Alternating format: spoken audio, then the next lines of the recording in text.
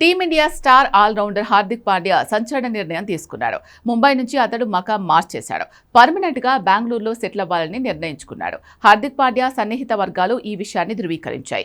అరుదైన pace bowling నైపుణ్యాలు ఉన్న హార్దిక్ పాండ్యా ఫిట్నెస్ కారణాల దృష్ట్యా చాన్నాళ్ల క్రితమే టెస్ట్ ఫార్మాట్ ను వదిలేశాడు. వన్డే టీ20లలో టీమిండియా కీలక ఆల్రౌండర్ గా కొనసాగుతున్న ఈ బరోడా ఆటగాన్ని తరచూ గాయాలు వేధిస్తున్నాయి. ఒకానొక దశలో వెన్నునొప్పి కారణంగా ఏళ్ల పాటు జట్టుకు దూరమైన అతడు ఊహించని రీతిలో కంబ్యాక్ ఇచ్చాడు.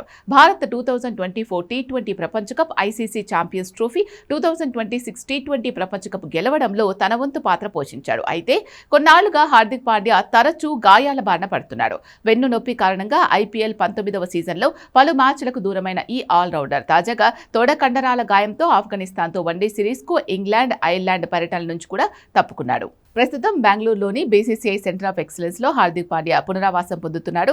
ఈ నేపథ్యంలో సీఓఈనే తన శాశ్వత శిక్షణా శిబిరంగా మార్చుకోవాలని అతడు నిర్ణయించుకున్నట్లు సమాచారం. ఇందుకోసం ముంబై నుంచి బెంగళూరుకు మకాం మార్చినట్లు తెలుస్తోంది. దీనికోసం సిటీ శివాలలో ఒక ప్రాపర్టీని అద్దెకు తీసుకున్నాడు. తన కెరియర్ చరమాంకం వరకు అతడు ఇక్కడే శిక్షణ పొందాలని నిర్ణయించుకున్నాడు.